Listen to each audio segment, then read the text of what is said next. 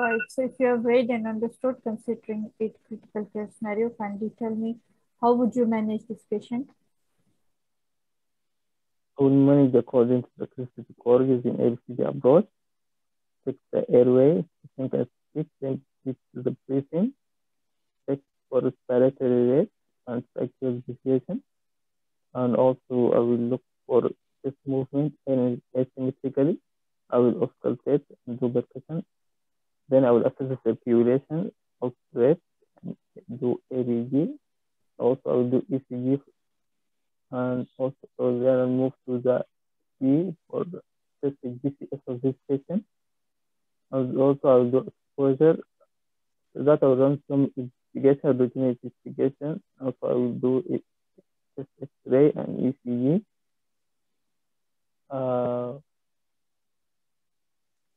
Yes.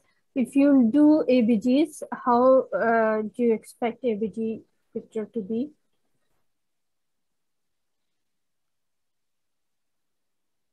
This patient will most likely have metabolic acidosis. Yes. Okay. Right. Patient, okay, chest X-ray shows gas under diaphragm. What do you interfere with that? And the diaphragm is indicate most likely perforated viscus. Okay, what should be the management be then?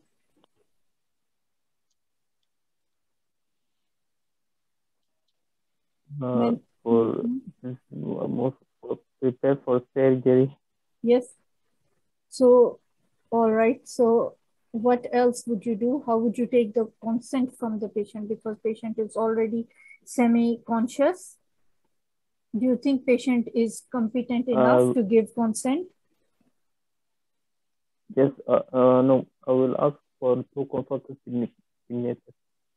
Okay. Good. Yes. Can you give the differential diagnosis? What do you expect? Which organ might have perforated? Most likely there is can be ruptured diverticulitis, can be ischemic bowel, or it can be necrotizing enterocolitis. Okay. Or perforated viscus. Who would you involve in the management of this patient? Involve the consultant, general surgeon, and the anesthetist.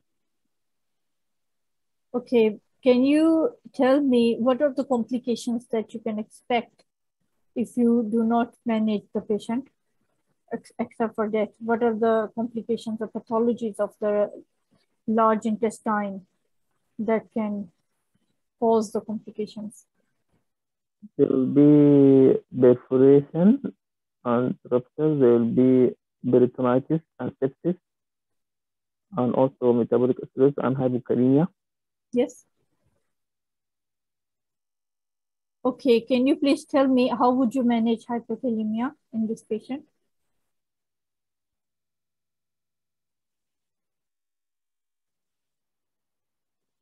How would you manage hypokalemia in this patient?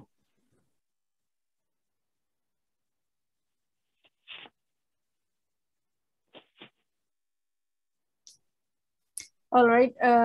You definitely want to operate on the patient, so patient will be nail bar mouth. And how much fluid would you suggest to give to the patient? For patient, I will give 2 liters. I don't know. According to the total body weight. Yes, just post 70 kg.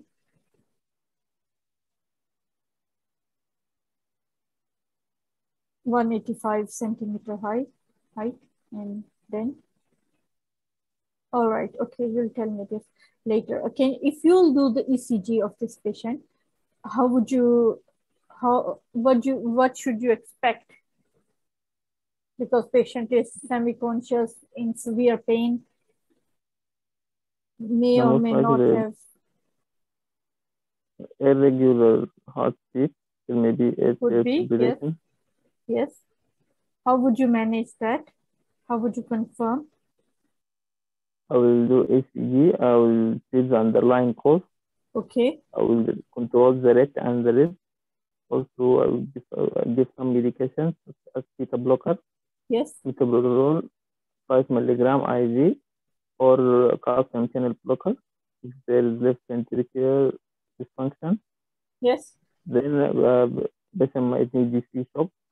You will give 300 milligram amiodarone, then give another shot, then 900 milligram for the 24. Also, patient needs anticoagulant.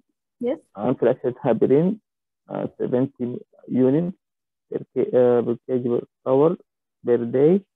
Yes. After that, 15 units per kg per day. Okay, just suppose this patient is in too much pain. How would you take care of the pain of the patient? I will manage according to WHO order. Yes, We'll please. start with non-opioid medication such as ibuprofen.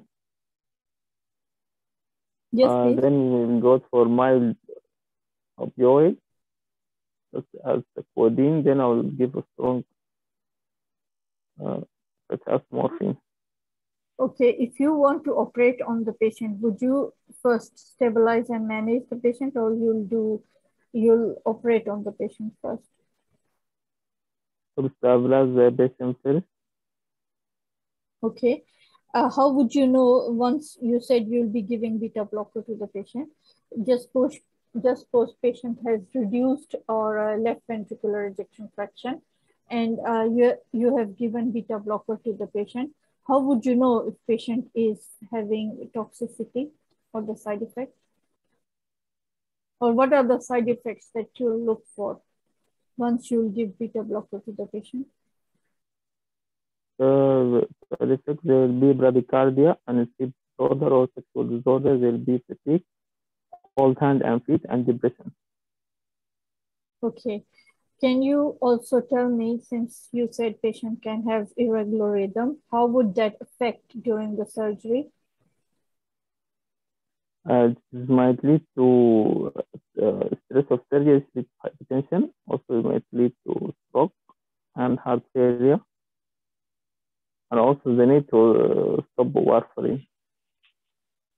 Yes, even can lead to the risk of stroke and heart failure and many things. Okay, how would you manage if it's patient has taken more beta blocker, or you have given more or toxic dose of beta blocker? What is the mode of action of beta blockers? It is block the adrenergic receptor. It can be selective beta-1 or beta-2 blocker. So it blocks the sympathetic action of adrenaline and noradrenaline. Okay. You said patient would also need anticoagulation therapy. Which one would you suggest? For this patient, start unflashed heparin. Okay. Which electrical device would you recommend during surgery? The pacemaker or electrical device or AVB ablation. Okay. Good. Thank you. Thank you. I don't think I have any. Yes. Can you look at the X-ray and read, please, what you see?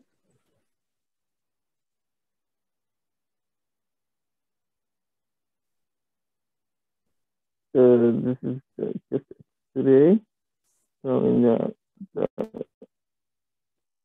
trachea is central. There is no bone discontinuity, or there is no lung or lung lesion. There is air under the diaphragm. There is no cardiomegaly, and there is not liquid because I can't see the post-costophrenic angle.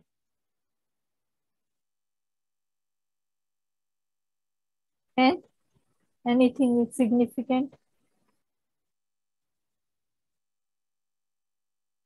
Yes. Okay, good. Anyone else want to comment? Air under the diaphragm. Yes, air under the diaphragm. That is there. Good, thank you.